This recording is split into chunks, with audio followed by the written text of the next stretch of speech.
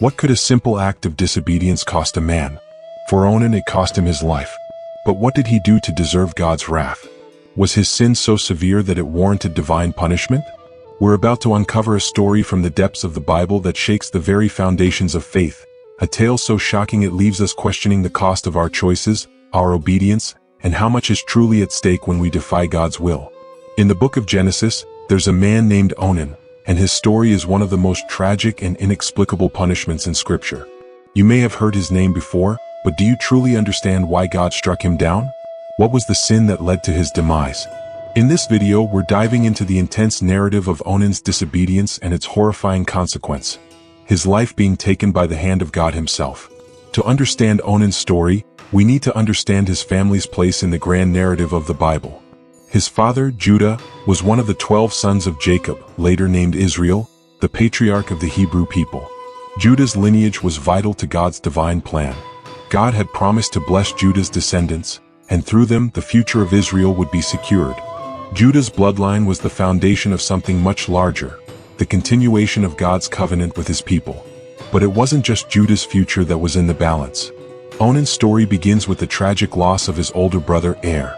Er, the firstborn son of Judah, died suddenly, and we are told that his death was a result of wickedness in God's eyes. This is where the story of Onan truly begins, as Judah now faces a dilemma. How will the family line continue? The answer was Levirate marriage. Levirate marriage was an ancient custom that required a brother to marry his deceased brother's widow to produce an heir and continue his brother's lineage.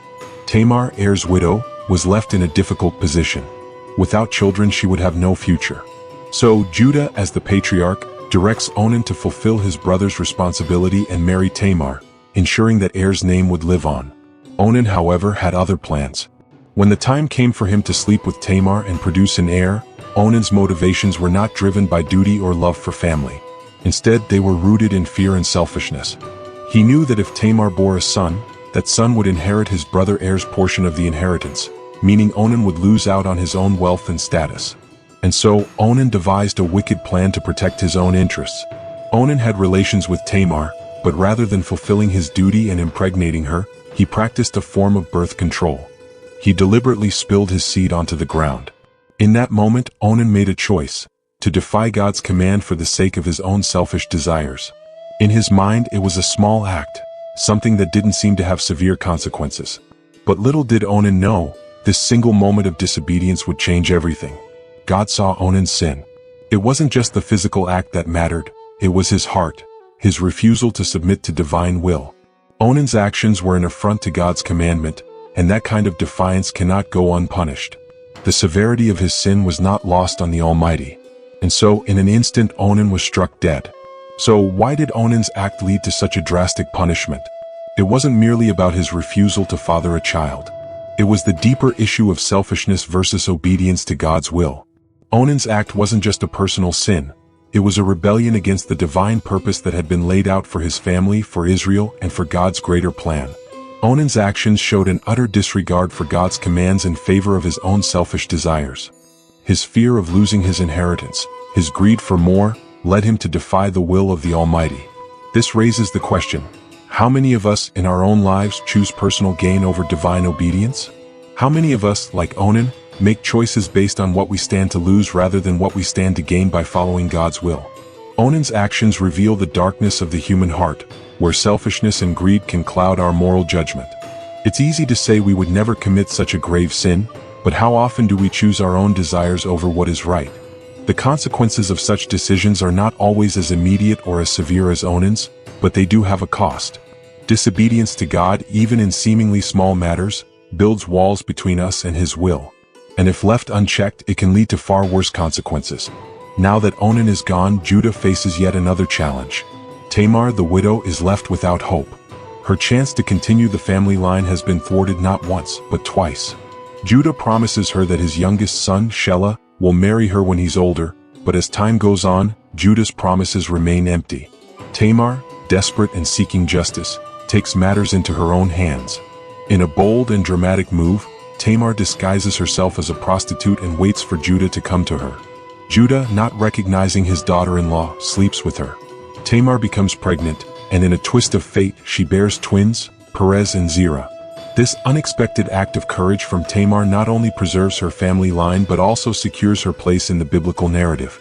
And through her son, Perez, comes the eventual birth of King David, the ancestor of Jesus Christ himself. Tamar's bravery, despite the deceit and shame she had to endure, is a reminder that even in the aftermath of disobedience and tragedy, God's purposes cannot be thwarted. God's plan for Israel would move forward, regardless of the obstacles humans created. Onan's death serves as a stark reminder of the cost of disobedience. God's justice is not something we can take lightly. Onan's act of selfishness and disregard for divine law had dire consequences, and it's a warning for us all. But just as God's justice is fierce, so too is his mercy. Onan's sin doesn't mark the end of God's plan. Through Tamar's actions, God worked out a redemption that no one could have foreseen. God's justice and mercy are two sides of the same coin. Onan's punishment was severe, but it also set in motion the events that would ultimately lead to redemption for the people of Israel. The lesson here is not just about the consequences of disobedience, but about the vast and incomprehensible nature of God's plan. No one can understand his ways, but we can trust that they are perfect even when we can't see the whole picture. Onan's story isn't just a cautionary tale, it's a timeless lesson about the cost of disobedience, the power of selfishness, and the far-reaching effects of our actions. It's easy to look at Onan and judge his sin as something extreme, but his choices mirror many of the struggles we face today. The tension between following God's will and following our own desires is something we all experience. So the question remains, what is the cost of disobedience? How do we measure the importance of following God's will in our own lives? The answer is clear. The stakes are higher than we could ever imagine. Onan's story serves as a powerful reminder that the consequences of defying God are real, but so too is the redemption that he offers to those who walk in obedience. Are you willing to follow God's will no matter the cost? Or will you, like Onan, find yourself defying the Creator in pursuit of your own selfish desires? The choice is yours, but remember, the price of disobedience is higher than you think. If you found this story thought-provoking and powerful, make sure to hit that subscribe button. Join us for more deep dives into biblical stories and lessons that resonate today. Don't miss out. Stay connected, stay inspired, and let's explore these life-changing truths together. Subscribe now.